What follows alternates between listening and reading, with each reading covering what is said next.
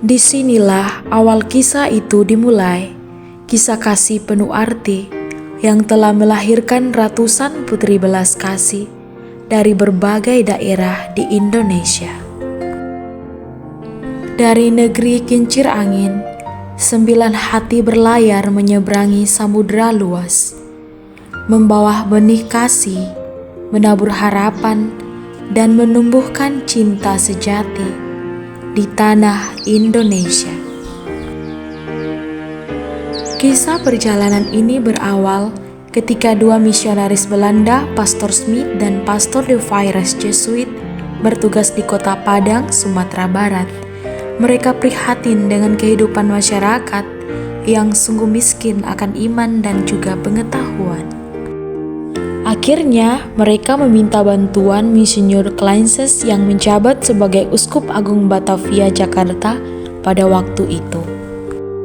Setelah melewati proses yang cukup panjang, sembari meminta pertolongan dan petunjuk dari Tuhan, akhirnya mereka menemukan kongregasi suster-suster cinta kasih dari Maria Bunda Berbelas Kasih, atau biasanya disebut para suster SCMM, yang pada saat itu mencapai 1.760 suster dengan 87 komunitas.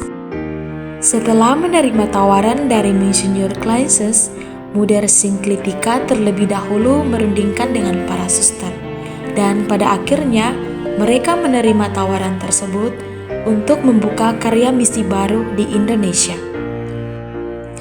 Untuk memulai karya misi tersebut, dipilih 9 suster pionir. Yang pertama ada Suster Ewalda van Beek, Suster Walfrida Squender, Suster Irmina van Appel, Suster Kostodi Berkam, Suster Euprase Klamer, Suster Melkorin Skender, Suster Philomena Visser, Suster Ludovicus Molenaar, dan Suster Veroni van Abel.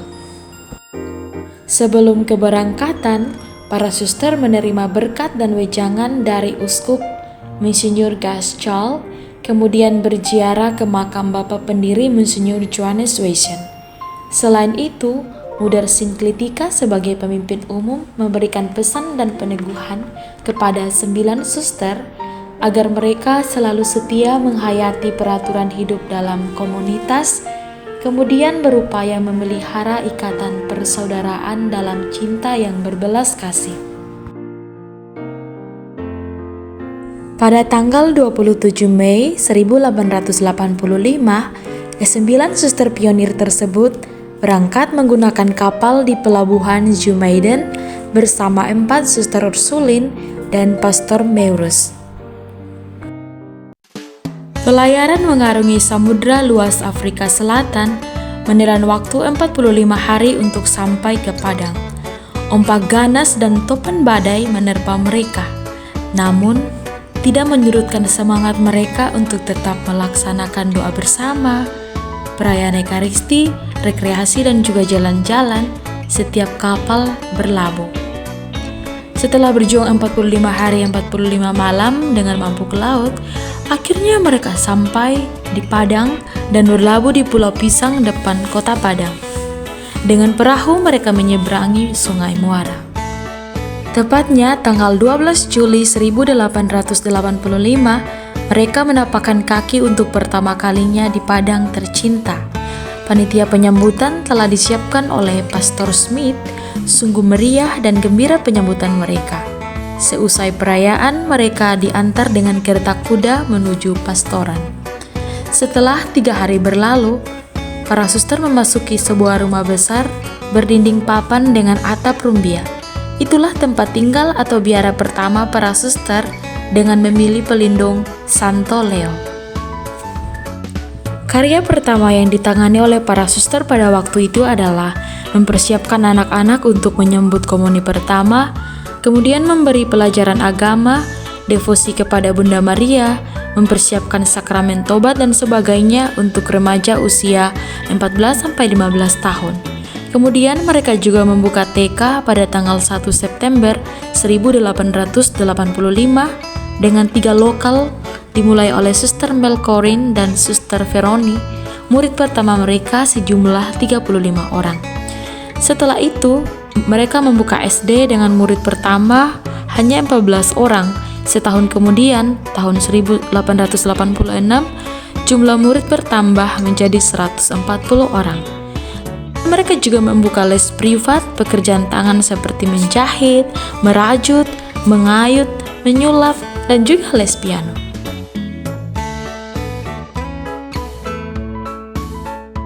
Hal yang sungguh menggembirakan, karya pelayanan para suster semakin diminati dan dipercayai oleh masyarakat.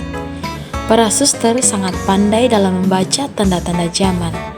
Karena itu tergerak oleh belas kasihan akan kebutuhan sesama di sekitar mereka. Pada tanggal 7 Mei tahun 1887, mereka membeli seluruh kompleks Piara.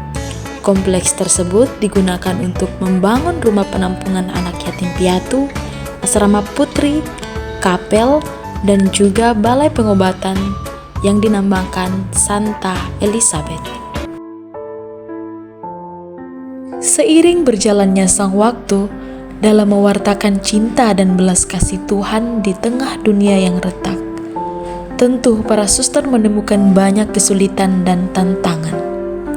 Pada tanggal 22 Oktober tahun 1918, terjadi gempa yang sangat hebat sehingga mengakibatkan banyak kerusakan yang menelan biaya yang cukup besar.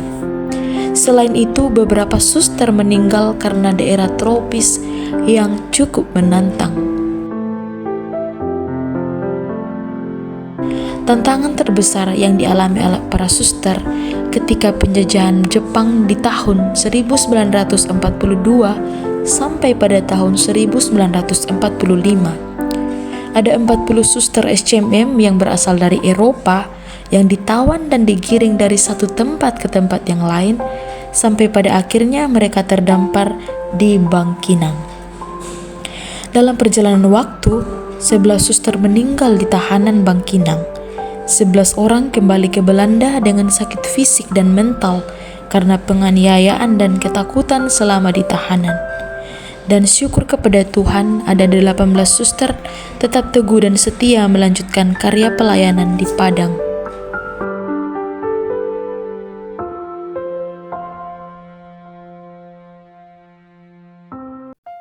Sebuah perjalanan iman yang sungguh menggetarkan hati. Di sana ada kisah yang mencekam, ada ketakutan yang meruntuhkan harapan.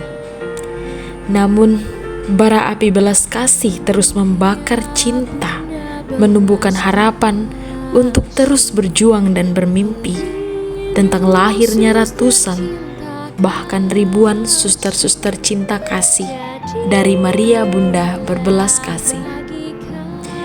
Mari kita cintai dan hargai perjuangan para suster. Semoga semangat awal para misionaris, para suster pendahulu kita, senantiasa membakar semangat dalam perjuangan kesetiaan, membangun negeri, menyebarkan cinta yang berbelas kasih. Tulus dan percaya kami telah dipilihnya, teguh